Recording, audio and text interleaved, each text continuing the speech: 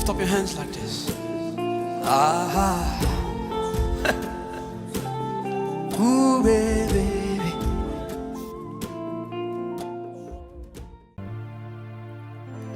Sacrifice éternel, tu l'as fait pour moi. Tu as aimé. Est-ce qu'on peut le faire ensemble? Ta vie pour me racheter.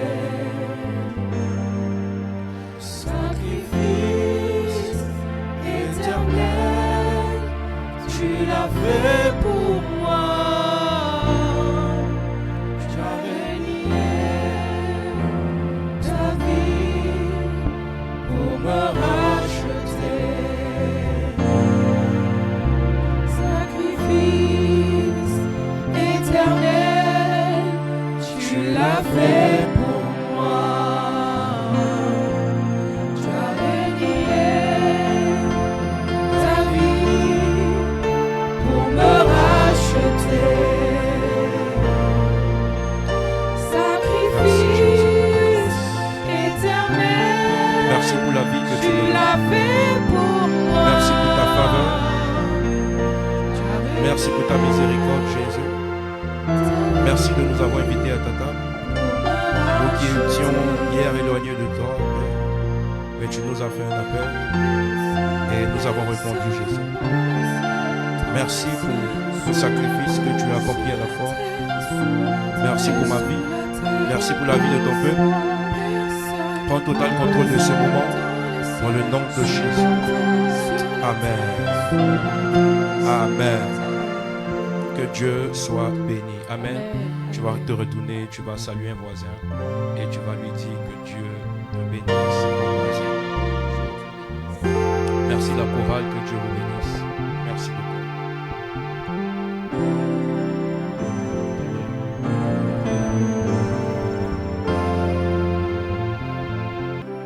Alléluia. Il y a un chant qui monte dans mon esprit que j'aimerais qu'on puisse chanter. J'aimerais que tu puisses fermer les yeux et incliner la tête. Je t'aime, tu le sais. Je te porte dans mon cœur. Et mon cœur bouillant d'amour pour toi. Tu es mon yayaé. Je t'aime, tu le sais. Je te porte dans mon cœur. Et mon cœur bouillonne d'amour pour toi. Tu es mon yayaé. Je t'aime, tu le sais. Je t'aime, tu le sais. J'aimerais que tu puisses fermer les yeux, que tu puisses adorer. Ce n'est pas un chant, mais c'est une prière qui témoigne de ton amour pour Jésus. Tu es mon yayaé. Je t'aime, tu le sais.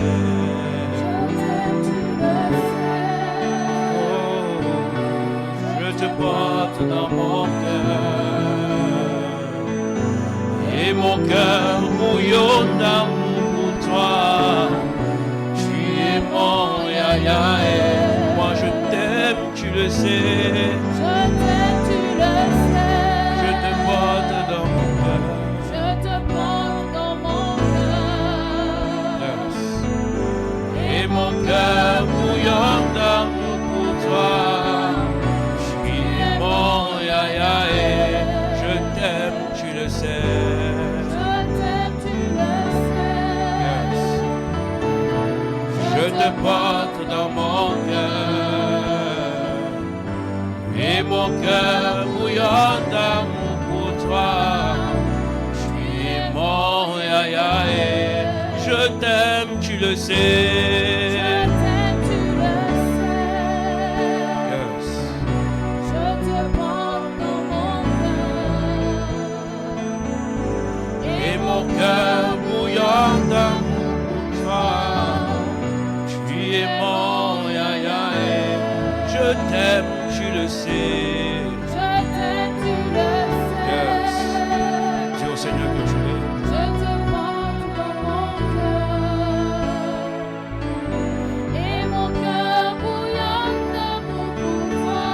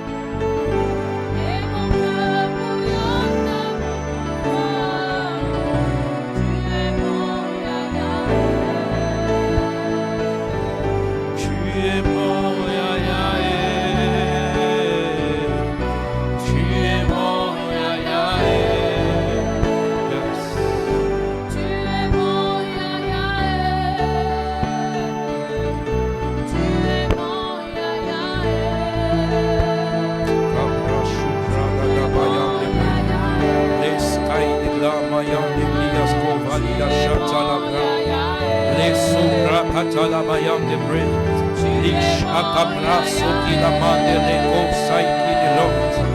Malika su rakata la mayam de bre. Le sokoto rabagada bashate. Mirakato shabrakata la mayam. Remande sekete rabababa shakata bros. Ebraki la mande de breski de va. Rakato shibali kandori abahale salikate. Meraba shabarada gado sege de bret. Likatoria mande brasu rakata la baya. Rebada shakate ligazo rabayanda bre. Miroskoto brakatali anderebe shege de bra. Iko saiki de le mahandoria skabrata la bashaya. Merege de bo shakata milakatoria basate. Irada gada shagada bros. E baba katalia sobrakate. E mando shababa. Mirabado shege de brende de kosaite. Likabrasu talabaya. Mighty Jesus, we are waiting on you, Lord. We are waiting on you, Abba Father. We cannot do anything without you, Jesus. Likamaso radagaya. Rekabraso ketelebrende liasote. Mamina katolia basata la bashate. Jesus, we give you all the glory because you deserve it, Abba Father. We crown you, Lord, in this place, Jesus. Merci Jésus pour ta grâce. Merci pour ta faveur que tu accordes à ton Église. Merci Jésus. Merci Jésus. Merci Jésus. Merci Jésus. Merci Adonai pour tout ce que tu es. Merci pour tout ce que tu es. Je vais te rendre toute la gloire. Ne me laisse pas parler de moi-même. Ne me laisse pas parler de ma part. Mais laisse-moi être inspiré par toi. Ne me laisse pas raconter des hérésies. Ne me laisse pas dire des choses que tu ne dirais pas si tu étais présent ici ce matin. Je prie pour le cœur de ton peuple. Je prie pour l'atmosphère que tu satures maintenant. Merci parce que tu es Dieu. Merci parce que tu es présent au milieu de ton peuple. Merci de te saisir de nos cœurs. Merci d'ouvrir l'entendement de chacun. Parce que l'oreille qui écoute et qui entend est à l'intérieur. L'oreille capable de transformer, d'affecter, transformer la vie d'une personne est à l'intérieur. Je prie que cette oreille s'active maintenant. Dans le nom puissant de Jésus. Père, merci de prendre total contrôle. Merci de prendre total contrôle. Tu es Dieu en ce lieu. Tu es Dieu dans nos vies. Tu es Dieu au-dessus de tout. Béni soit ton nom, toi qui es assis sur le trône. Gloire et honneur te soient rendus. Dans le nom de Jésus-Christ. Merci Seigneur. Amen. Alléluia. Que Dieu soit béni. Amen. Que Dieu soit béni. Bienvenue à chacun de nous en ce culte le dimanche. Amen. Et nous sommes sur un thème assez spécial. Amen. Un thème que nous avons nommé la culture du sacrifice. Alléluia. Est-ce que ce thème est en train de te faire du bien? Amen. Ce thème est en train de te faire assez de bien. Est-ce que quelqu'un peut me montrer son cahier ce matin? Est-ce que tu as ton cahier? Tu as ta Bible? Alléluia. Cassie, où est ton cahier? Où est ta Bible? Ton cahier. Ta Bible est aussi dedans en même temps. D'accord. Alléluia. J'aimerais qu'on puisse revenir aux anciennes méthodes. Parce que j'ai remarqué que la conversion de nos parents étaient des vraies conversions. Alléluia. Les conversions de nos temps ne sont pas des réelles conversions parce qu'il y a beaucoup de choses qui rentrent en ligne de compte. Il y a beaucoup d'interprétations, il y a beaucoup de sujets qui font qu'on essaie de diminuer un peu notre engagement vis-à-vis des choses de Dieu. On essaie de bâcler, désacraliser et finalement on est en train de bâtir des chrétiens qui ne sont pas assis sur une fondation solide, des chrétiens qui n'ont pas de réelle valeur qui leur permettrait justement de pouvoir tenir pendant que le vent serait en train de souffler, pendant que la pluie serait en train de tomber. Alléluia. Vous savez, en tant que chrétien, on est préparé à des moments de tumulte, à des moments de bascule. Il y a des moments où nous allons entrer dans des zones de turbulence. Et il faille réellement attacher sa ceinture. Mais sur quoi attacher sa ceinture si nous n'attachons pas notre ceinture sur la fondation qui est Jésus? Alléluia. Et je crois qu'il faut retourner aux anciennes méthodes. Amen. La Bible en livre est toujours d'actualité. Et la Bible en livre est aussi quelque chose de très conseillé, même par les pères. Amen. Amen. Alors, dimanche prochain, nous allons célébrer des baptêmes ici à l'église. Et ce baptême-là se fera le samedi. Est-ce que tu peux acclamer Jésus pour les baptêmes qui se feront? Alléluia. Donc, nous invitons toute l'église le samedi où se fera le baptême. Et le dimanche, nous allons essayer de partager un moment ensemble et de danser à la gloire de Dieu. Amen. La Bible dit qu'il y a de la joie au ciel lorsque ses enfants viennent au Père. Amen. Je vais demander à chacun de nous nous connecter sur nos réseaux sociaux et de pouvoir justement partager le direct. Tu vas inviter quelqu'un, tu vas lui dire ce matin, je t'invite comme un évangéliste à assister au culte. Ce matin, quand tu quittais la maison, tu l'as laissé en train de dormir.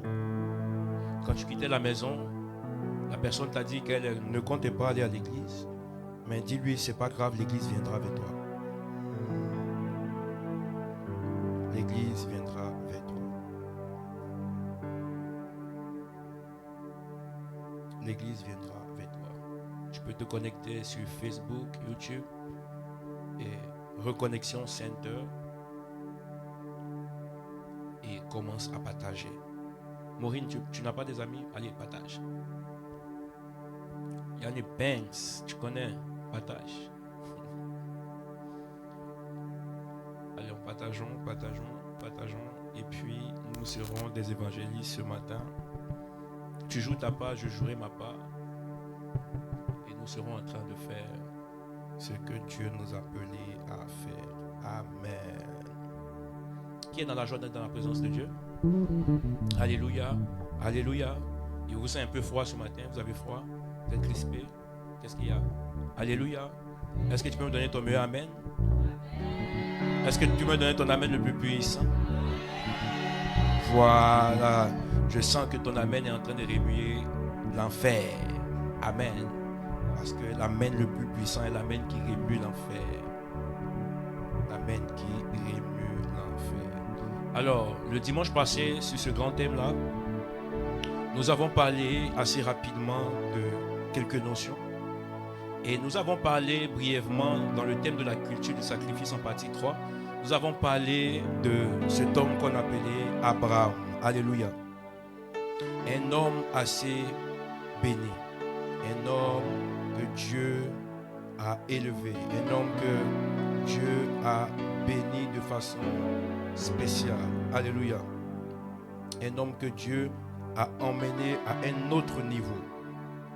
Un homme que Dieu a redoré l'image. Un homme que Dieu a placé comme père d'une multitude, sachant qu'il était doublement et triplement ménopausé. Alléluia. Le sacrifice est vu comme le don de soi. Alléluia. Le sacrifice est vu comme le don de soi. Là où on ne donne pas de soi, on ne parle pas de sacrifice. Là où tu ne donnes pas de toi-même, on ne parle pas de sacrifice. Là où tu ne t'épuises pas à faire quelque chose, on ne parle pas de sacrifice. Raison pour laquelle dans la notion de sacrifice, on parle de la notion de, on va dire, de s'immoler. De s'immoler. Et en hébreu, c'est dit zévash. Et qui peut me donner la définition de zévash dont on avait vu? Hein? Sacrifice sanglant. Immolation. Alléluia. Sacrifice sanglant et immolation. C'est très important de comprendre la définition du thème sacrifice pour mieux opérer dans le thème sacrifice. Vous savez, on ne peut pas faire quelque chose qu'on ne connaît pas. On ne peut pas opérer dans une dimension qu'on ne maîtrise pas. On est obligé de comprendre et de pouvoir derrière agir. La Bible est en train de dire, mon peuple périt parce qu'il lui manque la connaissance. Ce dont tu n'as pas connaissance, tu ne peux pas pratiquer. Raison pour laquelle la parole de Dieu est en train de dire que lorsque nous sommes chrétiens et que nous avons déjà accepté Jésus, écouté la parole de Dieu, nous sommes, on va dire, responsables de notre salut. Alléluia. Parce que demain, il nous sera posé la question de savoir pourquoi est-ce que nous n'avons pas veillé à garder ce cadeau qui est la personne de Jésus qui nous a été donné en sacrifice vivant et gratuitement. Alléluia. La Bible dit Jésus est comme un cadeau. Lorsqu'on le trouve, il est comme un trésor. Il faut le cacher. Cache-le parce que Satan est toujours à la porte en train de chercher qui dévorer, en train de chercher qui tuer. Alléluia. La Bible est en train de dire dans Jean 10 que le diable est un voleur. Il ne vient que pour voler, égorger et détruire. Alléluia. Ce qui se passe, c'est que les chrétiens n'ont pas notion, n'ont pas connaissance justement de ce qu'on appelle le sacrifice. Lorsque Dieu nous appelle, il nous appelle à vivre une vie de sacrifice. Il est écrit dans le livre de Romains chapitre 12, le verset 1. Je vous exhorte donc, frères, par les compassions de Dieu, à offrir vos corps comme un sacrifice vivant, saint, agréable à Dieu, ce qui sera de votre part un culte raisonnable. Au-delà d'être présent ici ce matin à l'église, qui est déjà une très bonne chose, il faille aussi faire un autre culte. Un culte qui permet à Dieu de te qualifier comme étant son fils, de te qualifier comme étant quelqu'un qu'il a engendré, quelqu'un qui a compris la notion de sacrifice que lui-même il a accompli justement en donnant son fils à la croix et qui respecte ce sacrifice. Dans le domaine du sacrifice, on ne peut pas parler de sacrifice si on ne parle pas de quelqu'un qui fait couler son sang. Jésus-Christ, par amour, est venu sur la terre et son sang a également coulé. Et nous avons vu la différence entre le sacrifice de Abel et le sacrifice de Caïn. On a dit que Abel était quoi? Il était cultivateur. Alléluia. Et Caïn était cultivateur, pardon. Et Abel était un berger. Alléluia. Alors le cultivateur, il va prendre une part. Dans Genèse chapitre 4, il va prendre une part de ses récoltes et il va donner à Dieu. Et la Bible dit que en ce qui concerne Abel, Abel va donner en sacrifice des bêtes. Mais au-delà de cela, la Bible dit qu'il va aller un peu plus loin. Il va donner aussi à Dieu ce qu'on appelle la graisse. On ne peut pas parler de la graisse si on n'est pas passé d'abord par le sang. Alléluia. Il faut d'abord tuer pour pouvoir obtenir de la graisse. Alléluia. La graisse n'est pas un élément extérieur, mais la graisse est un élément intérieur. On ne peut pas prendre la graisse si on n'a pas d'abord tué. Alors en plus d'avoir donné comme tout le monde, il a fait un peu plus. C'est pourquoi sur la terre, Dieu te demande de lui donner ta vie parce qu'il a donné sa vie, mais il demande à Abraham de lui donner encore plus. Parce que quand il demande à Abraham, donne-moi ton fils unique, il est en train de dire à Abraham, donne-moi toi-même encore plus. C'est une manière de te dire, donne-moi plus de toi. Bizarrement, on a la capacité, facilité de chanter le chant qui dit plus de toi, Seigneur. En fait, c'est quelque chose qu'on ne comprend pas qu'on chante. Parce que si réellement on veut plus de Dieu, on est en train de dire on veut plus de vie de sacrifice. Parce que dans le domaine spirituel, le langage ou la monnaie dans le monde spirituel, c'est le sacrifice. Pour pallier, pour arriver à un niveau sommet, il faut passer par le principe du sacrifice. Tu ne peux pas vouloir obtenir sans passer par le principe du sacrifice. Alléluia. Et qu'est-ce qu'on a dit? On a dit aussi que Abraham était ce type de personne qui a reçu la sémence pour la prochaine dimension. Alléluia. Dans le domaine du sacrifice, la Bible est en train de dire dans le livre de 2 Corinthiens 9:10, celui qui fournit la sémence au semeur et du pain pour sa nourriture vous fournira et vous multipliera la sémence et il augmentera les fruits de votre justice. Alléluia. La Bible dit celui qui fournit la sémence au semeur. Il n'y a pas de semeur sans celui qui donne la sémence. Tu ne peux pas s'aimer si tu n'as pas la sémence. Alléluia. La sémence vient de Dieu. La sémence vient de celui qui nous a créés. Écoutez-moi très bien. La sémence vient de celui-là qui est assis dans le ciel. Et la Bible dit celui qui donne la sémence au semeur te donnera aussi la sémence. Raison pour laquelle lorsqu'il a donné Isaac à Abraham, Isaac était la sémence pour la prochaine dimension. Lorsque Dieu donne une sémence, il donne une sémence pour la multitude. Raison pour laquelle il peut te donner des grains de maïs pour que tu puisses s'aimer et la récolte sera nombreuse. La sémence peut être petite, mais la récolte doit être nombreuse. Il te faut avoir la sagesse de savoir que ce que je donne aujourd'hui est petit par rapport à ce que je serai en train de récolter. La plupart du temps, on pense que lorsqu'on offre à Dieu, on est en train de s'appauvrir ou parce que peut-être Dieu a besoin de notre argent ou que Dieu a besoin de beaucoup de nous. C'est faux.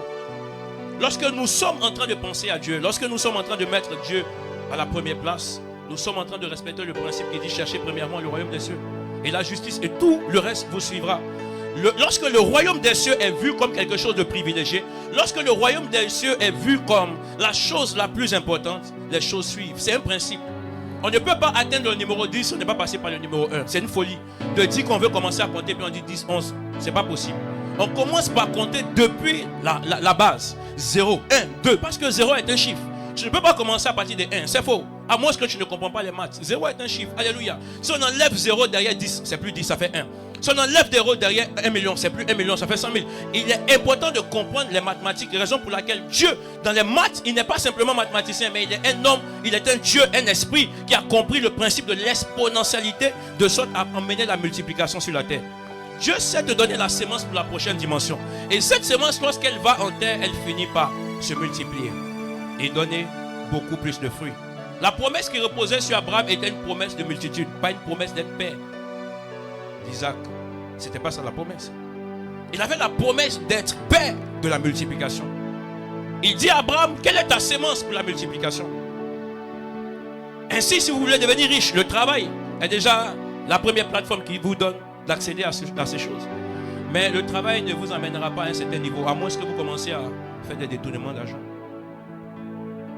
Ce qui doit se passer, c'est que vous devez prier Dieu pour que Dieu vous donne de l'intelligence et de la sagesse de sorte à pouvoir investir. Celui qui donne la sémence au semeur est celui qui lui donne aussi des idées. La plupart du temps, on veut investir comme tout le monde. Il y a des business qui peuvent paraître à la mode et que tout le monde est en train de courir pour aller à l'intérieur. On sera tous en train de perdre parce qu'on n'a pas tous été appelés pour. Il faut être sage et de comprendre que c'est Dieu à qui appartient l'or et l'argent. C'est celui à qui appartient la sagesse de la richesse. Alléluia. Pendant que des personnes ont compris le principe du sacrifice, la Bible dit Salomon offre 1000 holocaustes à Dieu et pendant qu'il est couché, Dieu vient à lui. Et Dieu lui pose la question, qu'est-ce que tu veux? Il dit sagesse, intelligence. Je lui dis, puisque tu n'as pas demandé de l'argent, je te donne aussi de l'argent. Parce que la Bible est en train de dire dans le livre de Proverbes, la sagesse sans les finances, fait quoi? Quelqu'un peut m'aider? La sagesse du pauvre est... Ça veut dire que la sagesse qui est une vertu spirituelle. Si on n'ajoute pas l'argent dessus, on ne te respecte pas. Parce qu'on te regardera de haut. Tu peux rien m'apporter, tu me dis quoi? Ça veut dire que Dieu n'est pas en train de négliger l'aspect monétaire dans vos vies. En fait, il y a une dinguerie qui est en train de se manifester dans notre génération. On est en train de penser que l'église est un endroit où les gens viennent et que les gens ont comme perdu, c'est-à-dire l'espoir de la vie, où la plupart des personnes qui sont dans l'église sont moins bénies que les personnes qui sont à l'extérieur. Qui vous a dit ça? Qui vous a dit ça? D'ailleurs, l'homme qui reste l'homme le plus riche jusqu'à présent, c'est Salomon. Après lui, il n'y a pas un deuxième. Aucun homme ne peut être compté après Salomon. Et quand on fait les classements, même parmi les hommes les plus grands sur la terre, la Bible dit Jean-Baptiste a été placé comme le plus grand sur la terre et le plus petit dans le ciel. Il n'y a rien d'autre qui a pu classer un homme sur la terre. Il n'y a que Dieu. Raison pour laquelle tu as besoin de comprendre que dans ces temps, si tu as besoin de... Si tu sens à l'intérieur de toi l'aspiration de vouloir devenir plus grand qu'aujourd'hui, de pouvoir avoir beaucoup plus de finances qu'aujourd'hui, il te faut composer avec celui à qui appartient l'or et l'argent. Connaître sa méthode, rentrer dans sa méthode et opérer dans sa méthode. Ainsi, on pouvait dire Abel et Caïn étaient bêtes.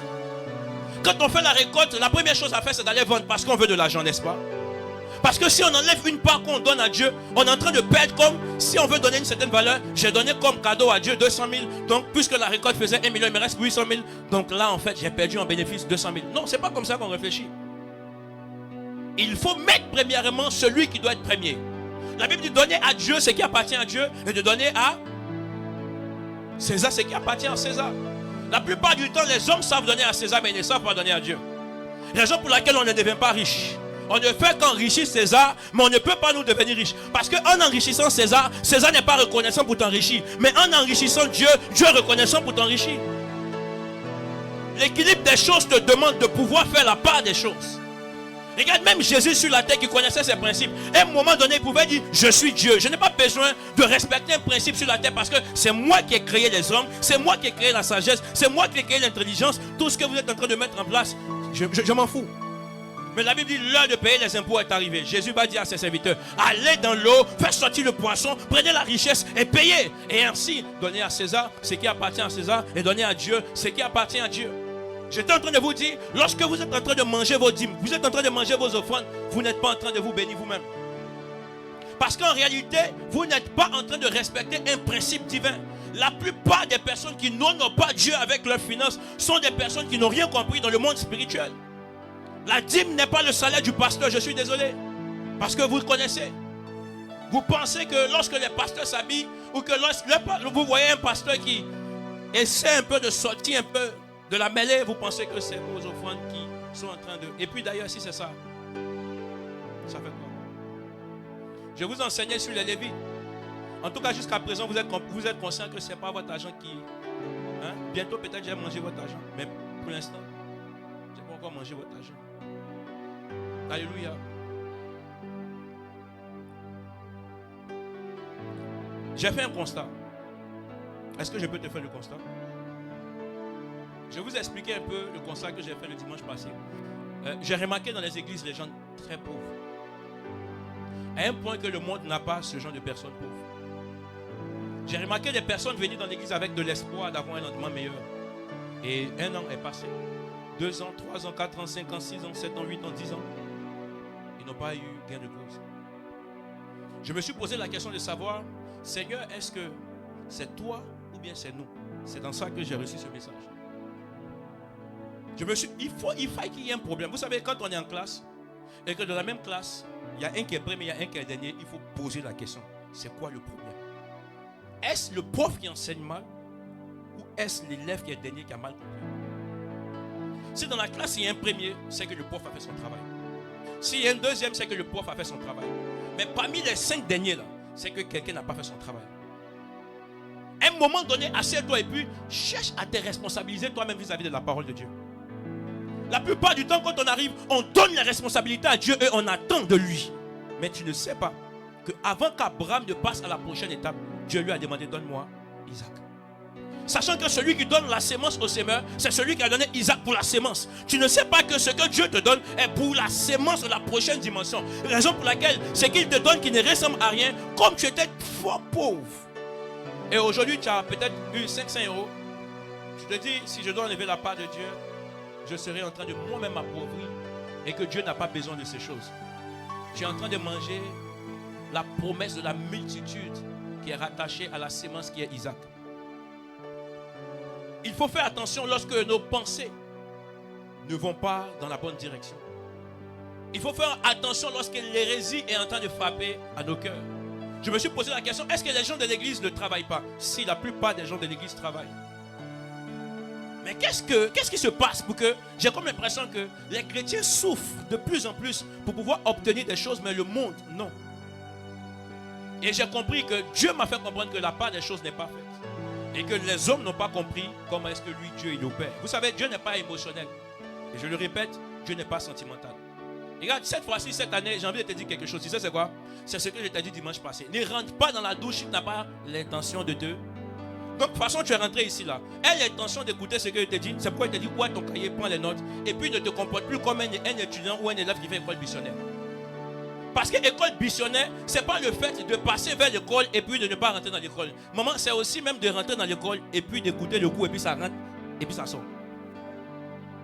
Quelle est la différence entre celui qui n'est pas venu en classe et puis celui qui est venu en classe et puis n'a rien compris?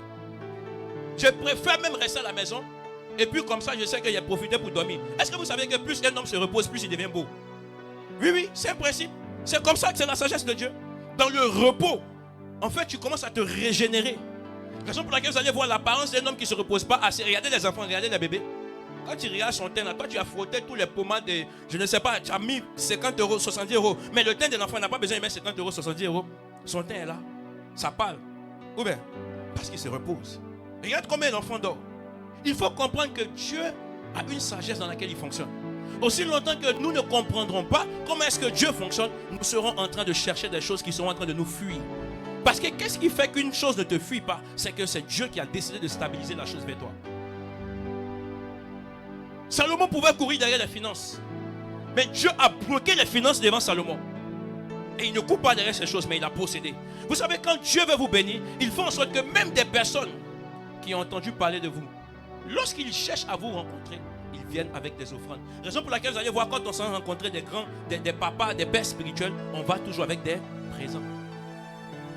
Parce que Dieu l'a béni. Donc quand tu arrives, tu t'approches avec un esprit de révérence. Et pendant que tu fais ça, qu'est-ce que tu es en train de faire? Tu augmentes sa richesse. En le faisant, tu n'es pas en train simplement d'augmenter sa richesse. Tu es simplement en train de reconnaître que Dieu a placé un homme en qui tu es capable de te reconnaître, qui est aussi une source de bénédiction. Tu prends ta part. Parce que tu l'as fait pour lui, tu es capable de le faire pour moi. J'ai remarqué que la main des chrétiens est collée. Et j'ai dit quoi?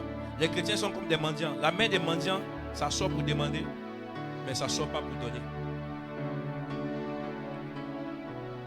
La main du mendiant fait quoi? Ça sort pour demander, ça ne sort pas pour donner. La seule position de la main du mendiant, elle est toujours ouverte. Mais vous savez, parfois on peut décider de donner, puis on donne comme ça. Ouvre ta main. Quand j'ai envie de te donner, je te donne comme ça. Et il y a ta position de main. Elle est comme, elle est ouverte. Mais moi qui vais te donner, je suis comme ça. Elle est fermée. Tu vois ça? Le mendiant a toujours la main comme ça. Le jour où le mendiant fait ça, c'est pour acheter quelque chose pour manger. Et dans l'église, oui. Écoutez-moi, je vais vous parler par la sagesse.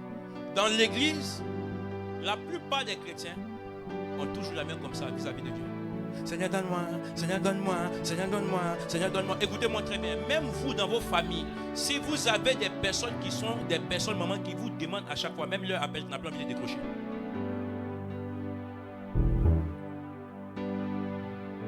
C'est vrai ou c'est faux? Parce que tu sais que lui, là, c'est un dépouilleur. Parce que tu sais que lui, il a une mission de sauterelle dans ta vie. Il vient pour manger. Lui, il ne va jamais t'appeler pour te donner, il vient pour réclamer. Comme si toi, et puis fais un jour exprès de lui dire tu ne lui donnes pas. C'est comme ça des chrétiens dans l'église aussi sont frustrés. Parce qu'ils prient Dieu, ils cherchent Dieu pour obtenir des choses. Et lorsque ça ne vient pas, ou sinon si ça tarde, ils commencent à être frustrés contre l'église, ils sont frustrés contre Dieu, ils sont frustrés contre tout le monde. Et ils disent qu'à fait de Dieu ça ne marche pas. Va vendre ton âme. Le monde spirituel n'est pas émotionnel. Parce que là où tu vas même aller vouloir vendre ton âme, ils vont te demander. Soit on prend ta mère, soit on prend ton fils, soit on prend toi-même. Parce que dans le monde spirituel, c'est un mouvement réversible. On demande, on donne et on reçoit.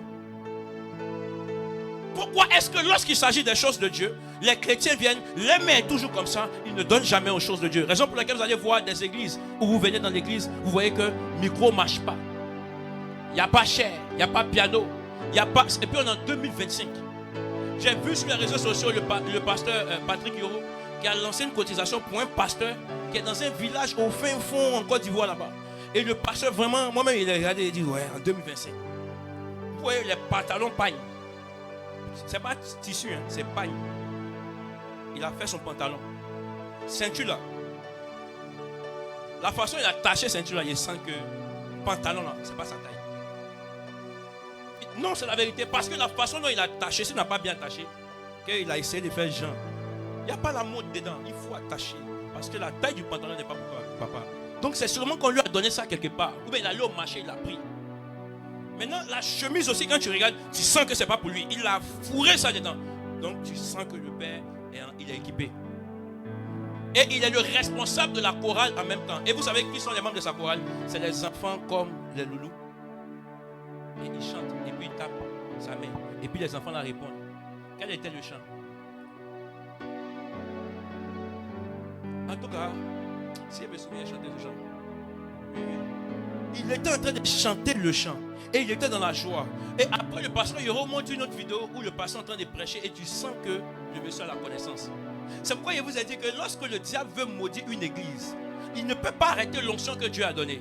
Mais il emmène les gens à être avares dans l'église. Ainsi, la richesse ne peut pas arriver dans l'église. Les choses de Dieu ne peuvent pas prospérer. Or, là où les choses de Dieu ne peuvent pas prospérer et que ce sont les hommes qui sont en train de prospérer, ce qui se passe, c'est que les choses ne sont pas à leur place. Alors la pauvreté commence à frapper l'église. Il dit, mettez de la nourriture dans ma maison. Amenez dans la maison des trésors. Est-ce que vous savez que c'est l'église qui est censée être une maison de trésors et non énorme? Toutes les fois où tu as beaucoup plus chez toi et qu'il y a moins dans l'église, frère, la malédiction est près de ta maison. C'est la vérité. Lorsqu'il y a un besoin dans l'église et que toi tu te sens indifférent, c'est que tu as un problème.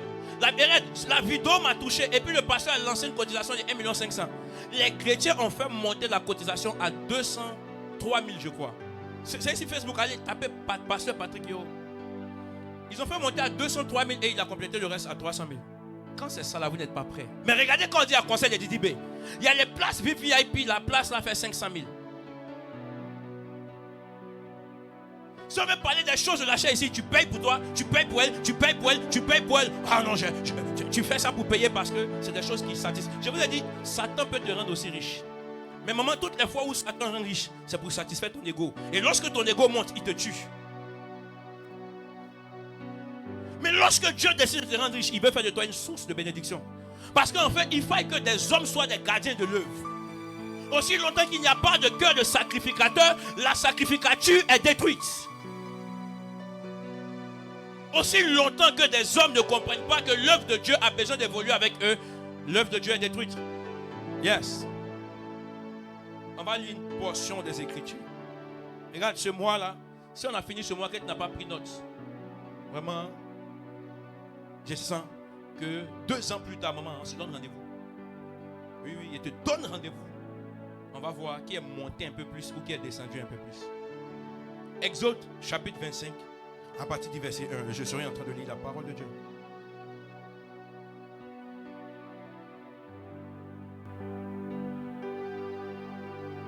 Exode, chapitre 25. Alléluia. L'Éternel parla à Moïse et dit: parle aux enfants d'Israël qu'ils m'apportent une offrande. Vous la recevrez pour moi de tout homme qui la fera de bon cœur.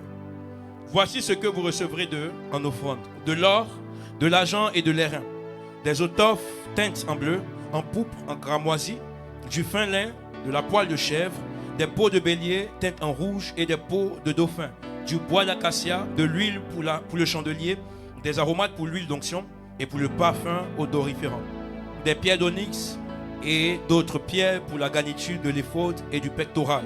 Ils me feront un sanctuaire et j'habiterai au milieu d'eux. Vous ferez le tabernacle et tous les ustensiles d'après le modèle que je vais te montrer. Alléluia. Quand tu lis la parole de Dieu, tu comprends quoi? Tu comprends une seule chose. C'est que Dieu, lorsqu'il veut faire le premier temple sur la terre, ce qu'il fait, c'est qu'il a besoin des hommes. Il ne s'est pas dit comme je suis Dieu et que comme c'est à moi appartient l'or et l'argent, j'ouvre une portion du ciel et je fais descendre des anges avec des garnisons, des cargaisons d'argent et d'or. C'est faux. Parce que lorsqu'il y a un besoin dans le ciel ou il y a un besoin dans l'église, c'est une saison pour enrichir quelqu'un. Dieu n'en a plus besoin. Regarde, la Bible dit: le cœur du roi aime les présents. Ça veut dire qu'il peut être roi, être assez riche, mais si tu veux avoir sa faveur, offre-lui un cadeau. Et je vous ai dit qu'il est possible de permettre à ce qu'une femme puisse tomber amoureuse de toi à cause de quoi? Cadeau. Il y a des femmes, à un moment donné, elle va te dire non, sans argent, sans la voiture. Regarde, laisse tout ça là. Va chercher un ami qui est un peu. Dis-lui de te prêter, c'est pas pour toi-même. Elle va aimer ce que tu as emprunté. Le jour où elle découvre que c'est pas pour toi, son amour va partir encore. C'est pour dire qu'à un certain niveau, on peut obtenir des choses à cause des moyens financiers. Même le cœur des femmes s'incline devant ces choses. En tout cas, nous les hommes, c'est pas nous. Alléluia. Ici, vous allez remarquer que Dieu va dire à Moïse, il va dire: parle au peuple d'Israël. Et parle au peuple d'Israël, dis-leur d'envoyer ce qu'ils ont chez eux à la maison. Donc Moïse va s'arrêter, il va dire: peuple de Dieu, venez, j'ai envie de vous parler. Je parle de la part de Dieu, comprenez. Il dit: emmenez de l'étoffe, emmenez de l'or, emmenez tout ce que vous avez, des pourpres cramoisis, couleur cramoisie, vraiment couleur verte, emmenez toutes ces choses. Et le peuple va rentrer chez lui à la maison, vous savez, il va rentrer chez lui à la maison, il va regarder, il va prendre et il va emmener. Même dans l'ancienne alliance, il n'y avait pas d'Ananias et de Saphira.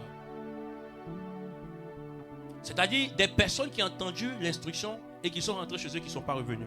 La plupart des personnes qui ont entendu cette instruction, regarde, maman, si vous continuez de lire, vous allez comprendre, à un moment donné, la Bible est en train de dire: le peuple a tellement envoyé que Dieu a dit à Moïse: dis à ton peuple d'arrêter. Maintenant, il y a une question pour toi. Ça fait combien d'années? Ça fait plus de 4000 ans. Oui, écoutez-moi très bien. Qui est le peuple le plus riche actuellement? C'est les Juifs, non? Écoutez-moi très bien. Suivez-moi très très bien. En un, toi, tu as capté quelque chose. Écoutez-moi. Écoutez-moi très très bien. Lorsque le peuple rentre chez lui pour aller prendre la richesse, ils prennent et ils emmènent. Et Dieu donne instruction à son fils. Il lui dit, dis à ton peuple d'arrêter d'emmener. Il y en a trop. Ce qu'ils ont amené suffit. Dis-leur d'arrêter. Et la Bible dit, Dieu a béni le peuple d'Israël. Regarde, la bénédiction était ponctuelle, présente. Mais ce qui se passe, c'est que quand Dieu vous bénit, c'est que la bénédiction de Dieu n'est pas rattachée à un territoire. La bénédiction de Dieu est plutôt rattachée à vous. Elle est comme quelque chose qui est signé dans votre ADN. Partout où vous allez aller, vous serez béni. Écoutez-moi très bien. La Bible dit, Dieu donne une prophétie à Abraham. Il dit à Abraham, pendant qu'Abraham est en train de dire, mais tu as dit que ma postérité sera grande. À quel moment est-ce qu'elle sera grande? En ce moment, Abraham avait besoin de voir les promesses de Dieu s'accomplir. Dieu fait coucher Abraham et dans un songe, il revient. Et il lui montre que ses enfants seront en captivité 400 ans en Égypte. Et ce qui se passe, c'est que lorsqu'ils vont en captivité en Égypte, comment est-ce qu'ils arrivent là-bas? Ils arrivent là-bas sous le fait qu'à un moment donné, il y avait la famine. Et Joseph habitait en Égypte. Lorsque Joseph habitait en Égypte, Joseph est devenu fort riche. Parce que la promesse était rattachée au peuple d'Israël. Puisque Joseph était aussi israélite, il allait prospérer en Égypte, sur un territoire étranger. Mais ce qui se passe, c'est que plusieurs années sont passées, 400 ans est passé, les personnes sont arrivées, ils sont venus trouver leur frère leur a pardonné, ils ont eu une place dans le pays. Et la Bible dit que en ce moment-là, Pharaon aimait Joseph, il a donné un bon territoire à Joseph, il a dit prenez ce territoire. Mais ce qu'on savait, c'est que aussi le peuple d'Israël était un peuple cultivateur, c'était un peuple qui était berger. La Bible dit la richesse a commencé à se multiplier. Les bêtes ont commencé à se multiplier. Ils ont commencé à être de plus en plus puissants.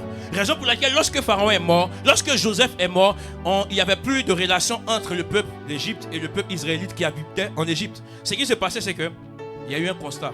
Le fils de Pharaon dit, regardez le peuple, ils deviennent de plus en plus riches, de plus en plus puissants.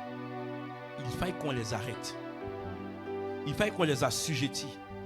Et c'est comme ça qu'ils ont arrêté le succès du peuple d'Israël. Mais en voulant le faire, ils emmenaient une colère fatale.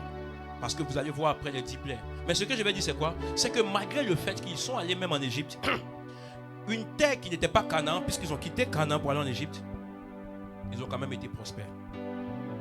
Quand Dieu te bénit, il le met dans ton ADN. Tu voyages avec. Donc tu ne peux pas me dire que tu étais riche à Abidjan et puis tu n'es plus riche ici. C'est que ta richesse est basée sur toi.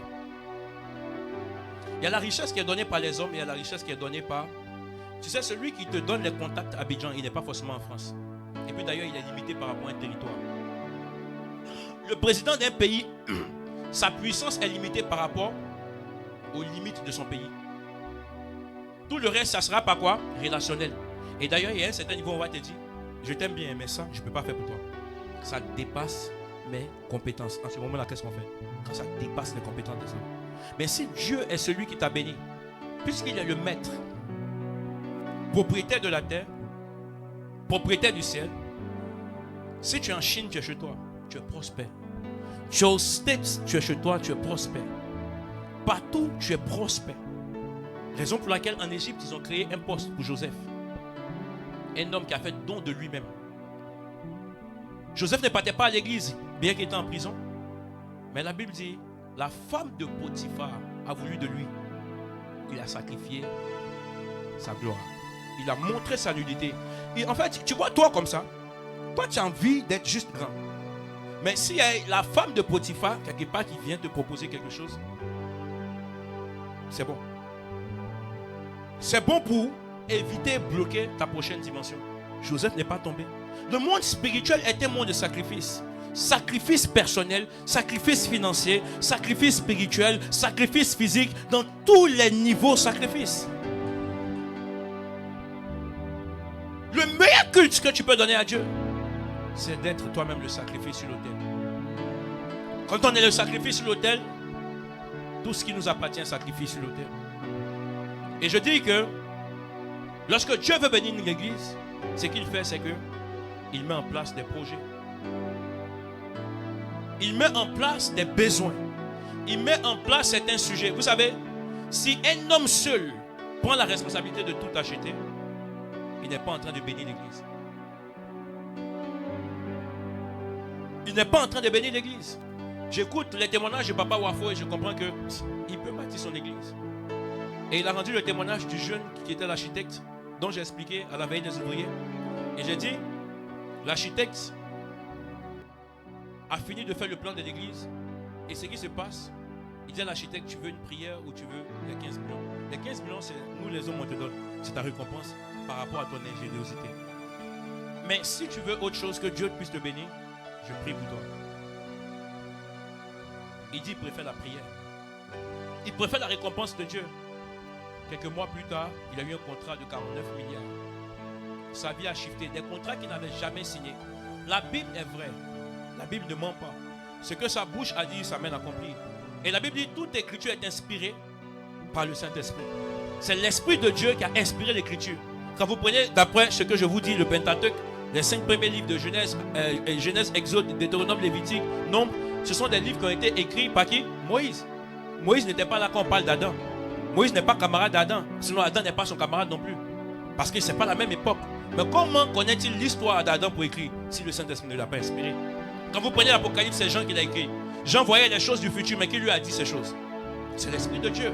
Il y a plein de trucs comme ça qui ont été dites justement par rapport à la parole de Dieu, qui sont des choses qui ont été données par l'Esprit de Dieu. Il connaît le futur, il connaît le présent, il connaît le passé. Et dans toute sa sagesse, il sait qu'il a besoin de toi pour pouvoir ouvrir les vagues du ciel. Toutes les fois où vous voyez une église réussir, une église se développer, c'est qu'il y a du sang qui coule dans l'église. C'est qu'il y a des personnes qui ont décidé de se priver. C'est qu'il y a des personnes qui ont décidé de voir les choses de Dieu avancer. Ce que j'ai remarqué, c'est que dans l'église, il peut y avoir 10 personnes qui travaillent. Et parmi les 10 personnes qui travaillent, il y a 2 personnes qui payent le dîme. Ceux qui payent le dîme ont toujours gardé le cœur des personnes humbles. Et ils pensent, les 8 autres pensent que ceux qui payent le dîme font quoi? Ils n'ont pas d'envie ou de besoin de projet comme eux. C'est faux. C'est juste en le faisant, en fait, tu exprimes à Dieu que tu as un cœur détaché des finances. Parce qu'en réalité, tu n'es pas en train d'enrichir Dieu qui est assis dans le ciel. La plupart du temps, quand vous prenez la vie des personnes qui ont mangé la dîme, ils ne sont pas devenus riches. Parce que ce n'est pas la portion qui t'est donnée. C'est comme si vous prenez l'avocat, vous mangez aussi le noyau. Oh, tu as fini de manger le fruit. Donc tu ne pourras plus s'aimer pour que l'arbre puisse repousser. Si les hommes réfléchissent comme ça, à un moment, on sera en train d'empêcher le développement de la vie naturelle sur la terre. Parce qu'on sera en train de manger ce qu'on appelle la sémence. De tout ce que vous recevez, il y a une part qu'on appelle la sémence. Et la sémence ne doit pas être mangée. Celui qui donne la sémence au semeur, ça veut dire que parmi ce qu'il t'a donné, il y a une sémence. Et prenez un exemple. Un homme qui est cultivateur, qui allait planter dans son champ de maïs. Il fait ses récoltes. Et il prend tout. Et justement, qu'est-ce qu'il fait? Il mange tout ou bien il vend tout. Il va faire quoi? Il va aller prendre de son argent pour aller encore acheter la sémence. Ce n'est pas une folie. Pourquoi ne pas garder une part pour replanter? Et la plupart des personnes justement qui sont dans l'agriculture, ils prennent part pour s'aimer encore à nouveau, pour perpétuer l'activité. C'est ça la sagesse. Mais nous les chrétiens, quand on reçoit le salaire, on mange tout. Et la plupart du temps justement, je parlais de quoi? Je parlais des offrandes dans l'église. Quand on prend les offrandes dans l'église, les offrandes de l'église ne sont pas significatives. Quand on te dit donne l'offrande, tu donnes combien? 5 euros. Mais tu es simplement en train de bloquer un van. Je suis sûr que quand toi tu te mets à genoux, que tu parles à Dieu, tu n'es pas en train de lui demander 5 euros. Quand tu demandes des choses à Dieu, tu ne lui demandes pas des choses de 5 euros. D'ailleurs, au-delà de ce qui est monétaire, financier, parlons de ta santé. Ta santé n'est pas monnayable. Le souffle de vie que tu as n'est pas monnayable. Tu payes la facture de l'électricité. Quand vous prenez César, César va vous facturer tout. César va vous faire facturer justement ce qu'on appelle l'électricité. L'eau que tu bois, il va te facturer. Ça veut dire que si tu arrêtes de payer à César, il y a des personnes qui vont venir couper ta facture. Ils vont venir couper pendant ton compteur. Tu n'auras plus d'eau. Tu n'auras plus d'électricité. Qu'est-ce que tu fais? Tu ne te laves plus. Toi qui te jouais les plus beaux dehors, César que tu payes. Comme tu ne l'as pas payé aujourd'hui, César a tout bloqué. Mais imaginez Dieu dans les cieux. Il ne s'est jamais comporté comme ça. C'est pour vous faire comprendre que Dieu n'est pas coincé, n'a pas forcément besoin de ces choses. Mais il dit quiconque m'aime sera en train de respecter mes principes. Il dit celui qui m'aime, il fait quoi? Il gardera mes commandements. Et la dîme et les offrandes, c'est aussi des principes qui sont les commandements que Dieu nous donne. Il dit emmenez dans la maison des trésors les dîmes et les offrandes et vous verrez si pour vous je n'ouvre pas les écluses des cieux. On ne peut pas ouvrir les écluses des cieux si on n'emmène pas d'abord la dîme. C'est-à-dire la richesse que tu demandes à Dieu, si tu n'emmènes pas la part qui doit être revenue à Dieu, tu ne seras pas en train d'activer la prochaine dimension. Derrière la plupart des personnes que Dieu a bénies, ce sont des personnes qui ont d'abord s'aimé. Et je vous ai donné plus d'exemples. Je vous ai parlé d'Abraham, mais je vous ai aussi parlé de Salomon. Il a pris 1000 bêtes et qu'il a donné. Quand regardez la vie de David, c'est des personnes. Regardez la vie d'Abel. C'est des personnes qui étaient des personnes spirituelles. Donner, c'est spirituel. Donner n'est pas Chanel. Je répète, donner, c'est spirituel. Donner n'est pas Chanel. Un homme Chanel n'a pas envie de donner. Il sait que c'est un nouveau t-shirt qu'il peut acheter. Un homme Chanel n'a pas envie de donner parce qu'il sait que ça, c'est le prix d'une chaussure, Guess, Gucci, qu'il est en train de donner. Mais Guess, Gucci, la vraie valeur d'un homme ne dépend pas de ce qu'il a à l'extérieur. Mais la vraie valeur d'un homme dépend de ce qu'il a à l'intérieur. Or, ce que tu as à l'intérieur, en premier, c'est quoi? Ce sont tes valeurs que tu as. Les valeurs d'un homme, on ne peut pas les bouger. Les valeurs d'un homme, c'est ce qui définissent une personne. Si vous n'avez pas de valeurs ou de principes, en réalité, vous êtes comme un vent. On peut vous balloter comme tout. On peut te dire, tiens ça, oui, donne-moi ça. Tu regardes, c'est parce que Ésaü ne savait pas qu'il était la raison pour laquelle il a vendu son droit d'aînesse à cause de la nourriture. Il y a des gens comme ça qui peuvent vendre leur virginité à cause de 1000 euros. Tu peux vendre ce que tu es à toi. C'est-à-dire que ta dignité à cause des moyens financiers. Frère, peu importe le prix, ce n'est pas ton prix. Parce qu'en réalité, derrière les personnes qui achètent pour ce genre de choses, ils achètent aussi vos vies. Ils achètent aussi quoi? Votre aura. Ils prennent tout de vous et vous n'avez pas conscience. Mais là où on vous dit, Dieu bénit gratuitement, simplement parce qu'on a respecté un principe. Regarde, Dieu bénit gratuitement. Il ne sera pas en train de te demander, donne-moi plus de toi dans ces choses de choses. Non, Dieu ne fait pas ce genre de choses. Vous pensez que donner à Dieu, ça fait mal. Donnez au diable et vous verrez que ça fait encore plus mal. Yes. Donnez au diable et vous verrez que ça fait encore plus mal. Parce que quand Dieu est en train de dire que, en fait, Adam et Ève, il dit, lorsque vous désobéirez, vous allez faire quoi? Vous allez mourir, n'est-ce pas? Mais bizarrement, maman, lorsqu'il est mort, parce que ils ne sont pas morts physiquement, ils ont continué à respirer. Mais qu'est-ce qui s'est passé? Dieu a fait un vêtement pour eux, il les a mis dehors. Et la Bible dit que lorsqu'il a fait Adam, il a fait Abel, il a fait Caïn. Lorsque Caïn a tué Abel, il y a un autre enfant qui est venu, Seth. Et à partir de là, Dieu a recommencé à travailler avec les hommes. Ça veut dire quand bien même tu meurs un jour devant Dieu, il est encore capable de te ressusciter. Mais lorsque les gens prennent plus de toi, c'est là où tu cours maintenant vers l'église. Priez pour moi, oh, priez pour moi. Frère, ne te souviens-tu pas?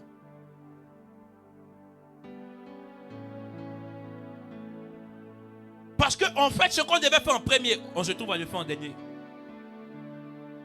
Et ce que je remarque ici, c'est un manque de sagesse parce qu'il y a ce qu'on appelle la perte de temps. Pourquoi as-tu perdu du temps à faire ce que tu devais faire en premier?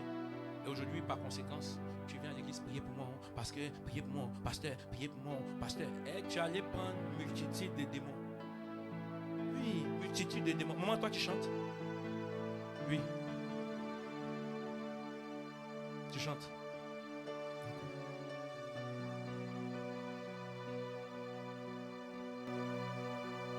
Donc, écoutez-moi très bien. Vous allez remarquer que le monde sera en train de prendre des choses. Mais maman, c'est pour te débrouiller totalement. Ils vont prendre ton présent. Ils vont prendre ton futur. Ils vont prendre ton éternité. Et lorsque vous ouvrez la porte au diable dans votre vie ou dans votre famille, il ne s'arrête plus. Le contrat que vous venez de signer se perpétue seul. Il ne te demande plus la permission. Il prend. 10 ans plus tard, il prend. Il crée lui-même son alliance. Parce que quelqu'un lui a ouvert une porte. Emmener dans la maison de Dieu nos trésors est quelque chose qui montre que nous avons compris pourquoi est-ce que nous sommes chrétiens. Être chrétien, c'est être détaché du monde. Être chrétien, c'est être détaché de tout ce qui est matériel. Vous savez, la seule chose qui est capable de s'opposer à Dieu, la Bible dit, tu ne peux pas aimer deux maîtres à la fois. Soit tu haïras un, tu aimeras l'autre. Et il parle de qui? Dieu ou maman. Il parle de l'argent. Tout le reste là, ça ne compte pas. L'argent est capable de tourner le cœur des gens. L'argent. C'est devant quand on... Je vous ai dit que quand on parle de la partie d'offrande, quand on dit c'est le moment de vos offrandes, vous allez voir, les gens ne sont pas à l'aise. Oui, tu n'es pas à l'aise. Parfois, comme tu as envoyé ta pièce, frère, si c'est ce que tu as, pourquoi est-ce que tu caches? Ça veut dire que tu n'es pas spirituel. Tu ne peux pas avoir honte de ton offrande. Maman, l'objectif, ce n'est pas que Dieu veut te débrouiller. Si tu as envoyé 1 euro pour Dieu, selon ce que tu possèdes, danse avec et viens de le donner. Mais comme les gens savent qu'ils sont foncièrement avares, et que on sait que, il sait que, on sait qu'il a ça, et qu'il n'est pas prêt, il veut briller pour donner. Tu brilles pourquoi? On sait que... On sait. Combien? On sait. J'ai vu de mes yeux un jour un homme très riche venir dans une église. Il a donné fausse pièce. C'était ça, non? Fausse pièce. Pièce des supermarchés, des trucs là. Et main gauche. L'église, tu te souviens un peu? Ouais, tu te souviens de ça? Yeah. Est-ce que vous savez qu'aujourd'hui la personne est malade? Lui qui a donné un main gauche là. Il dit, faites attention, ayez peur d'avoir combattu contre Dieu. Parce que vous ne savez pas. L'église est une institution qui est dirigée par des hommes parce que Dieu ne peut pas faire son ministère sans des hommes. Il a appelé certains apôtres, docteurs, évangélistes, mais Dieu est dans son église. Vous savez, même toi, tu as une entreprise en France, tu as une entreprise au States, à Abidjan. Est-ce que tu ne surveilles pas tes entreprises? Tu appelles pour savoir c'est comment. Même pas appeler, payer. Si tu appelles, tu as besoin de faire un Teams. À un moment donné, tu dis, je viens aux States. On fait une réunion colo. Pour qu'on puisse voir dans les comptes. Tu veux manipuler, tu veux toi-même voir les comptes. Est-ce que ce n'est pas fictif? Est-ce qu'on ne te ment pas? Est-ce que... Parce que nos frères, tu amènes l'argent payé, on prend photo de la maison du voisin qui évolue un peu, puis on t'emmène. Et puis on te dit, c'est ton argent qui a été construit. Le jour où tu arrives, hello. Donc si toi tu as des entreprises dans les 3 pays que tu appelles ou même tu te déplaces justement pour aller savoir comment est-ce que ça évolue. Imaginez Dieu dans les cieux. Ce qui me plaît avec Dieu, il dit je bâtirai mon église. C'est que Dieu est propriétaire de son église. Et Dieu voit tous les mouvements dans l'église. Le pasteur n'est pas obligé de tout voir. Mais Dieu voit tout. Donc pendant que tu es en train de faire, il y a une certaine sagesse qui est venue dans le cœur des gens qui disent quoi? Ils disent que non, quand je donne devant les gens, tu sais, moi je suis foncièrement humble, je donne, je préfère donner derrière. Même derrière, tu ne donnes pas. C'est une manière de faire quoi? C'est une manière de fuir.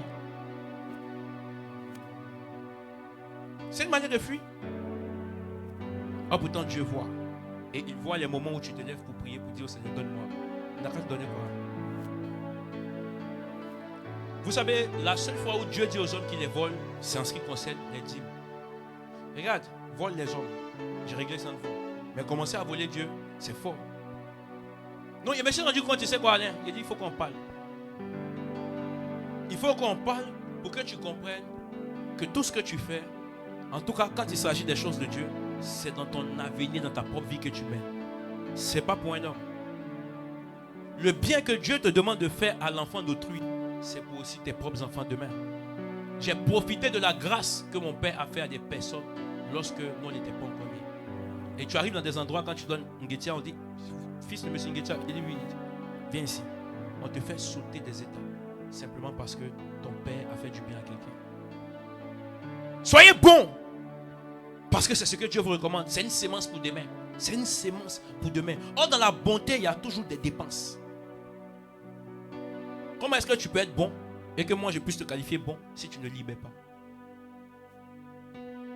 C'est très important. La seule fois où Dieu dit les hommes l'ont volé, c'est quand il s'agit des dîmes et des offrandes. Parce qu'on a comme l'impression que ce qu'on a ne nous suffit pas. Pense que quand tu mangeras, ça te suffira. J'ai remarqué dans l'église en Europe, regardez, écoutez-moi très bien, j'ai remarqué dans l'église en Europe des choses que je n'ai jamais entendues en France, je les ai entendues en Afrique. C'est en Afrique que j'ai vu des personnes se lever et donner 60 millions pour une église.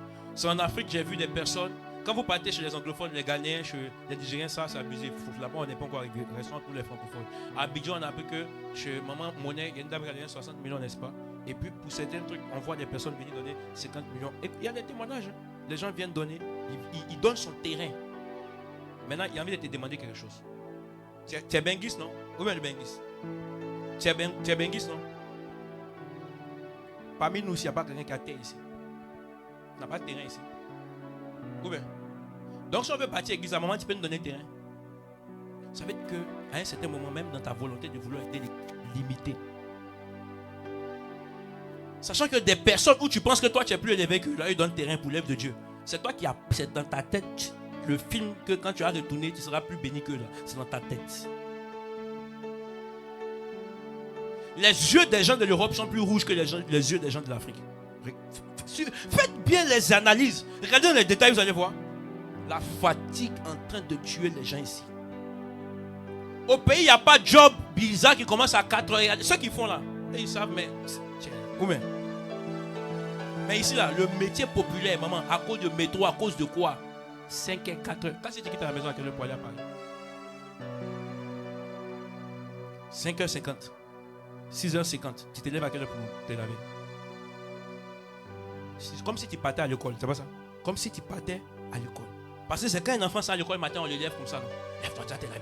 Nous tous, on n'a pas aimé ça. Parce qu'on veut nous laver en même temps pour partir.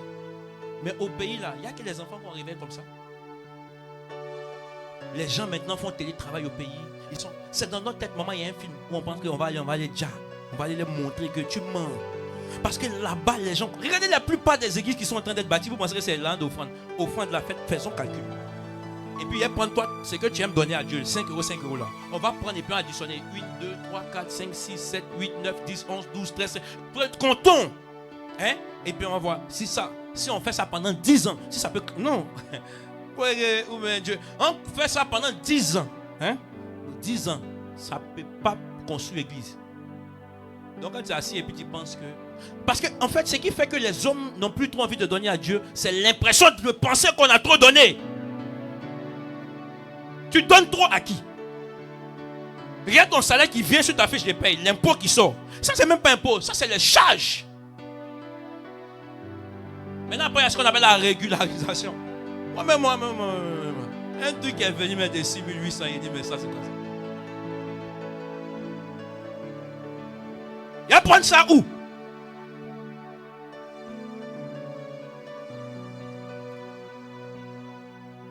Les gens de l'Afrique, ils sont frères. Tu vois, c'est là-bas on parle des frères là. Toi, tout ce... Non.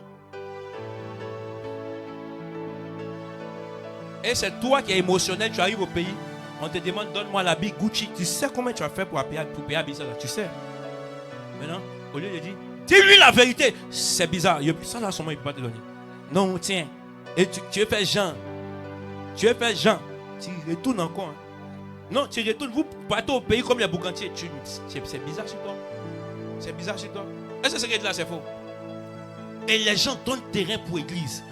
Il écoute un pasteur, il dit, écoutez-moi, cette saison, c'est la saison du sacrifice. Il n'y a pas besoin d'autre chose. Il y a besoin des chrétiens violents. On a besoin de bâtir des églises. Je ne veux pas de terrain à Abidjan. À Abidjan, on est déjà installé, on a plein d'églises. Je vais dans les villages. Donnez-moi un terrain à Beauville. Donnez-moi un terrain. Le culte est fini. Je suis dans mon bureau. Je vous attends. Ils ont fait fil. Les gens que tu as vus ressemblent à rien. Maman, t-shirt, tes chaussures en bizarre. Le gars est venu donner terrain. Bon, moi, je veux terrain ici en France. Si je dois chercher là, ce n'est pas parmi nous ici. Il faut aller ailleurs. Et toi aussi, tu penses que tu as l'impression de trop donner à Dieu. Ça veut dire que quand on bâtit l'église ici, on sait qu'il y a des choses qu'on doit avoir avec des personnes. L'église qu'on veut bâtir là, on sait. C'est qui on doit mettre dedans pour pouvoir espérer ça. Est-ce qu'on comprend un peu? Il ne faut pas avoir trop l'impression de donner trop à Dieu parce que ça ne suffira jamais. Parce que si toi tu es en train de donner un peu plus, il y a quelqu'un qui est en train de donner un peu pas. Ce qui fait qu'il n'y a pas d'équilibre. Ça ne s'équilibre pas. Et il y en a par leur émotion. Le jour où ça va, il donne sa dîme. Le jour où ça ne va pas, il ne donne pas sa dîme. Le jour où ça va, il donne sa dîme. Le jour où ça va et ça ne va pas, il donne la moitié. Tu sais, ça va exprimer quoi? L'instabilité. À quel moment Dieu peut secouer ton cœur? Regarde ton voisin, pose-lui la question. À quel moment Dieu peut secouer ton cœur? Parce que toi, en fait, tout ce que tu veux, c'est ta stabilité. Tout ce que tu veux, c'est ta sécurité. Donc là où tu sens que ça ne va pas trop, tu veux équilibrer la moitié de la dîme. Champion, tu ne peux pas prendre noyau là et puis manger ça comme ça. Ça va te tuer. Ça va te tuer. Quand c'est pour ne pas manger noyau d'avocat, là, vous êtes sage. Parce que c'est trop dur pour vos dents. Mais l'argent de la dîme est trop mou pour ta dent. C'est même sucré pour ta langue. C'est même sucré pour ta langue. Il faut faire attention. Regarde ton voisin, dis-lui, fais attention. Fais attention. Regarde, je peux vous parler de quelque chose. L'église primitive qui est dans le Nouveau Testament. Regarde, est-ce que vous savez que certains pensent, Certains pensent, écoutez-moi très bien. J'ai discuté avec ma maman dimanche passé. Elle dit qu'il y a beaucoup de courants de pensée. Certains disent qu'on ne paye pas la dîme, certains disent qu'on paye la dîme. La dîme vient d'où? Quelle est l'origine de la dîme? Est-ce que la dîme est sous la loi? Parce qu'il faut savoir d'où on se situe. Est-ce que la dîme est sous la loi parce qu'on entend les débats? Non, c'est sous la loi, on est passé sous la grâce, on ne paye plus la dîme. La dîme vient d'où? Sous la loi, sous la grâce ou bien d'où? La dîme n'est ni de la loi, elle n'est ni de la grâce. La dîme est d'abord une révélation. La première personne qui a payé la dîme, c'était Abraham. Il a payé la dîme à Melchisedec. Qui lui avait parlé de ça?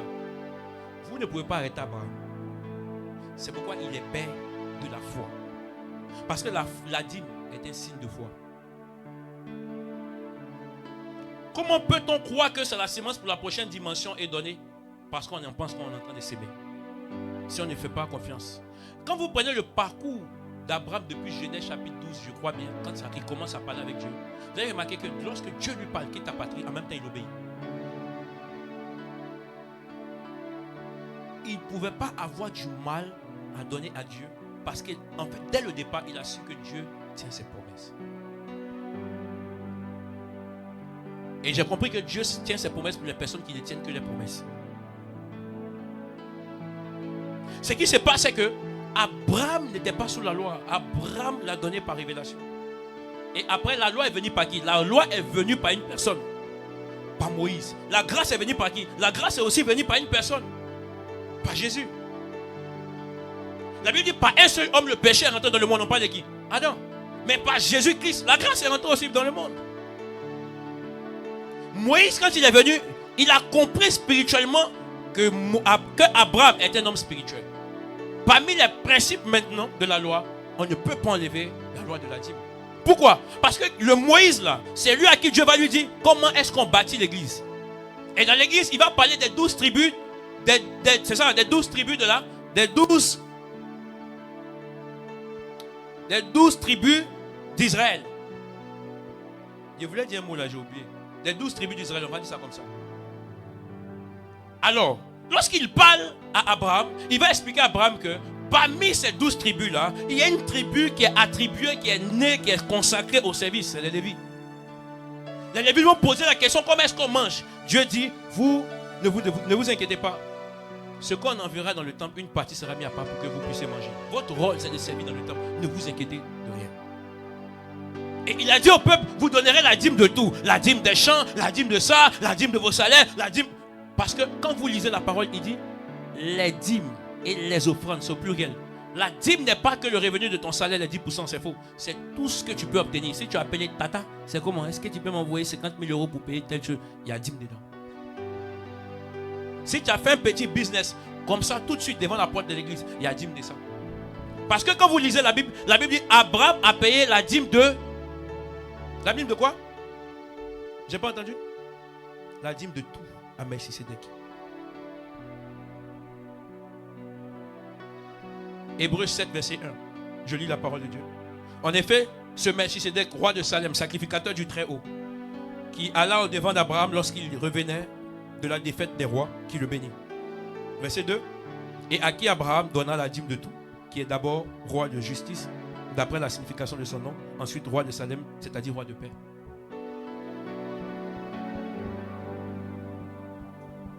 Il a donné la dîme de, c'est-à-dire tout ce qu'il a gagné, qui viennent des victoires de ses combattants, de ses propres victoires, de quoi que ce soit, il a tout donné à Melchisedec. Il ne faisait pas partie de la loi. Et lorsqu'on arrive justement sous la grâce, Jésus demande à ne pas ignorer ses principes. Parce que quand on bâtit une église, l'église est aussi une institution spirituelle, mais qui a besoin de vivre physiquement. On ne peut pas, c'est l'argent de qui va pas vous payer le temple pour que toi tu viennes t'asseoir dedans pour louer. Parce que quand vous lisez le livre de Corinthiens, on vous dit qu'on appelait certains apôtres, certains, et que les dons spirituels doivent se manifester dans l'assemblée. C'est de quelle assemblée? Parce que quand vous lisez le livre de Actes chapitre 2, Actes chapitre 4, vous allez comprendre que le peuple de Dieu était tous ensemble dans un temple. Ils ne sont pas restés chez eux, ils sont tous ensemble dans un temple. C'est là où est venu le fait que Ananias et Saphira commencent leur mission et qu'ils meurent. Parce qu'il fallait justement amener tout ensemble. c'était même plus que la dîme, c'était pire. Tu prends ton terrain, tu vends, tu emmènes tout l'argent. Ils ont juste voulu diviser en deux. Même 50-50, ça passe pas. Est-ce que vous voyez un peu la grâce? Raison pour laquelle on dit la grâce est trompeuse. Pourquoi est-ce que les Juifs sont les plus riches? Parce que eux, ils disent, ils sont pas, c'est pas normal qu'ils prennent 90% et que Dieu, qui est Dieu, qui lui a donné la sémence pour s'aimer, prenne 10%. Ils disent, eux, ils donnent 90 et ils gagnent 10. Et malgré tout, ils sont les plus riches. Parce qu'en plus de ça, c'est des plus grands businessmen. Il n'y a que toi qui es assis, Seigneur, donne-moi l'argent et que tu ne bouges pas. Matin, 6h, 20h, tu es chez toi. Ton teint s'améliore. Mais c'est quoi? Zéro. Il n'y a pas d'argent dedans. Est-ce qu'il y a l'argent dedans? La prière sans action montre que tu n'as même pas de foi. Parce que Dieu n'est pas un féticheur. Ou bien, il n'est pas un féticheur. Il t'a donné l'intelligence, il t'a donné les pieds pour que tu sortes pour aller chercher. Qu'est-ce que tu fais à l'intérieur?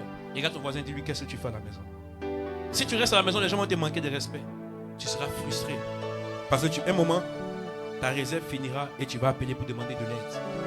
Un chrétien qui demande de l'aide, franchement, si ce n'est pas très compliqué dans sa vie par rapport à une certaine situation, vous allez comprendre qu'il est important de savoir qu'il y a quelque chose qui ne va pas. Alléluia. Je veux vraiment aujourd'hui qu'on puisse comprendre, parce que le dimanche prochain, je serai en train de parler d'un autre aspect, mais je voulais que ce côté d'argent, on puisse vraiment comprendre ces choses. Alléluia.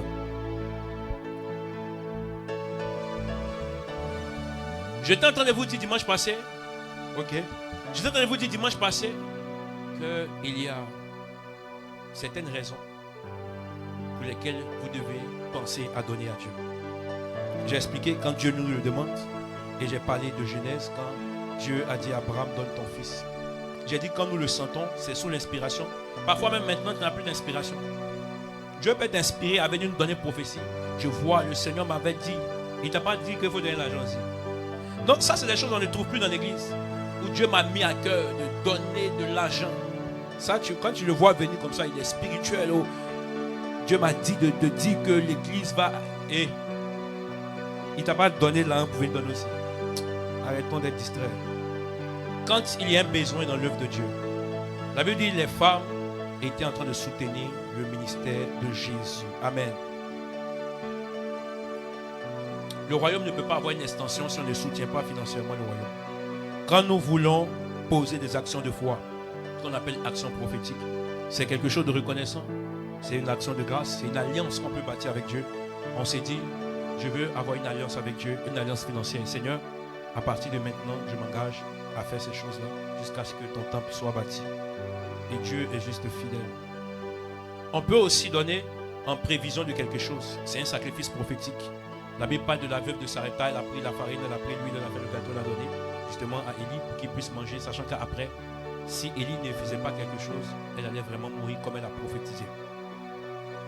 Sixièmement, demander une intervention divine. Salomon a fait une intervention à Dieu.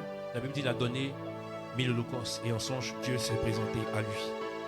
Lorsqu'on veut honorer Dieu par nos biens, la Bible est en train de lire dans le livre de Proverbes 3, 9, 10, honore l'Éternel avec tes biens et avec les prémices de tout ton revenu. C'est-à-dire que parmi nous ici, il y en a beaucoup qui n'ont jamais donné de prémices. C'est quoi le prémice? C'est-à-dire que le revenu en totalité. Si tu veux parler en termes de salaire, c'est ton salaire, ton premier salaire. Tout ce que tu as, si c'est 1000 euros, tu donnes tous les 1000 euros au Seigneur. Tu veux me poser la question, mais comment est-ce que je mange? Dieu n'est pas sentimental, parce qu'aucun esprit n'est émotionnel, mais c'est par amour qu'il le fait. Le Seigneur t'a dit, Seigneur, je sais que tu es fidèle. Lorsqu'on veut s'aimer dans une saison spécifique, tu sens dans la saison que tu as une certaine grandeur qui t'appelle et que tu te dis, j'ai envie de s'aimer quelque chose. La Bible dans le livre d'Ecclésiaste, chapitre 11, 6, dès le matin, sème ta semence et le soir, ne laisse pas reposer ta main. Ça veut dire que tu sèmes et tu cherches un projet à faire. Amen. 10e élément pour vaincre la cupidité et exercer le détachement. Marc 10, la Bible est en train de parler de ce jeune qui était riche, qui s'est approché de Jésus. Seigneur, je veux te suivre, je veux servir comme toi. Mais qu'est-ce que la Bible a dit? La Bible dit, Jésus lui a dit, il n'y a aucun souci pour moi, va juste donner tes biens et tu reviens. Mais il a eu un aller sans retour. Il n'était plus amoureux de ce qu'il avait. 10e élément pour finir, c'est pour établir, pour renouveler une alliance avec Dieu. Amen. Jacob est allé à Bethel dans Genèse 28 et la Bible dit, il a dit à Dieu, si tu es avec moi, je te donnerai la dîme de tout. Et Dieu lui a fait grâce. Alléluia. J'ai envie de te dire quelque chose pour terminer. C'est que si nous faisons ce que Dieu nous demande de faire, ou si à un moment nous sommes vraiment intéressés par les choses de Dieu, Dieu prendra le centre de tout. Quelqu'un est en train de dire, s'il n'est pas Dieu de tout, c'est qu'il n'est pas Dieu du tout. Ne désirons pas le faire entrer dans certains domaines en certains moments quand nous nous croyons assez forts. D'ailleurs, Dieu teste l'amour des hommes quand ils sont dans des périodes de faiblesse. Là où tu penses que tu es incapable de gérer certaines situations, là où tu penses que ce n'est pas possible de le faire, c'est là où Dieu a le regard fixé vers toi et de savoir combien est-ce que c'est possible pour toi de te détacher. Parce qu'en donnant à Dieu, tu exprimes un détachement vis-à-vis des choses que tu possèdes. Je refuse qu'en tant que chrétien, on puisse vivre ce message qui nous dit qu'un chrétien doit être pauvre, un chrétien doit être misérable, un chrétien doit être humble. Ce n'est pas l'humilité d'être pauvre, c'est faux, c'est une malédiction. Ça n'a rien à voir du tout. Les vrais serviteurs de Dieu, la plupart, quand vous lisez la Bible de Genèse à Apocalypse, étaient des personnes qui étaient bénies financièrement par le Seigneur parce qu'il sait qu'on ne peut pas faire l'œuvre de Dieu sans finance. Alléluia. Écoutez, Église, lorsque vous écoutez ce message, j'aimerais qu'on puisse emmener l'Église à un autre niveau. Ne voyez pas le projet d'achat de bâtiment et que ça ne vous dise rien. Non. De façon ponctuelle, quand vous sentez que Dieu vous a béni, dites, je donne ça en plus de ce que j'ai prévu. Et au-delà de ça, participez aux cotisations de sorte à ce qu'on puisse acheter notre propre salle. C'est la vérité. Ne soyons pas en train de rester dans la bassesse ou quoi que ce soit. Non. Parce que le Dieu que nous servons est un Dieu qui est un Dieu grand. Et je vous dis toujours, si vous voulez voir quelque chose de grand, permettez-vous d'aller à ICC et regarder un peu l'église. De l'extérieur à l'intérieur, c'est le sang des personnes qui coulent, c'est les finances des gens qui coulent, c'est on va dire des projets qui ont été enterrés et Dieu ne les a pas laissés tels qu'ils étaient. Alléluia. Soyez fidèles à vos dîmes. Soyez aussi fidèles dans vos offrandes. Montez un peu plus. Et d'ailleurs, si vous mangez votre dîme, vous ne serez jamais béni à la hauteur de ce que vous pensez être béni. Parce que si la bénédiction que vous attendez doit venir du Seigneur, il est important de le mettre au devant de toutes choses. Amen. Tu vas te tenir debout là où tu es. Et nous serons en train de prier assez rapidement.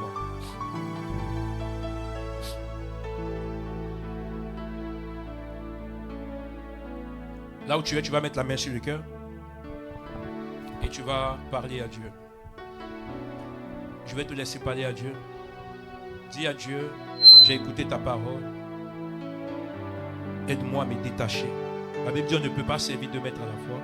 Soit on haïra un et on aimera l'autre. Soit on aimera toi et on haïra maman. Ou soit on aimera maman et on t'aimera toi. Dis au Seigneur, j'ai fait mon choix. C'est de t'aimer. Et je désire ce matin que tu puisses m'aider à pouvoir continuer à t'aimer avec mes finances, en me sacrifiant lorsqu'il le faut, en permettant à ton œuvre de pouvoir évoluer. Fais de moi une source de bénédiction pour ton œuvre. Parle à Dieu là où tu es. Parle-lui, parle-lui, parle-lui.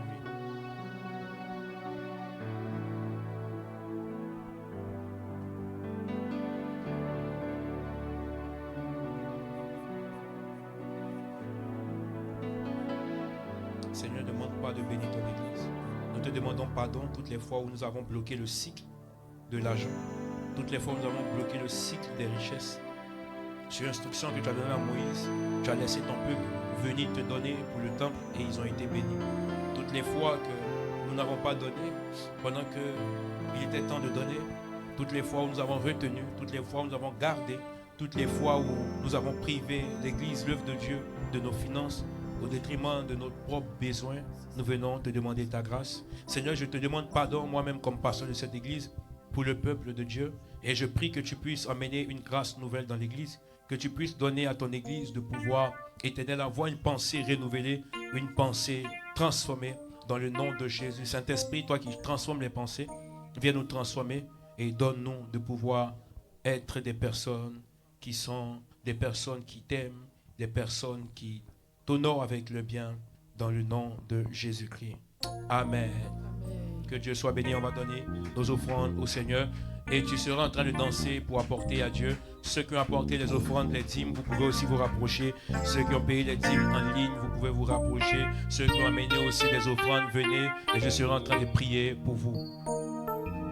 Allons-y, la chorale.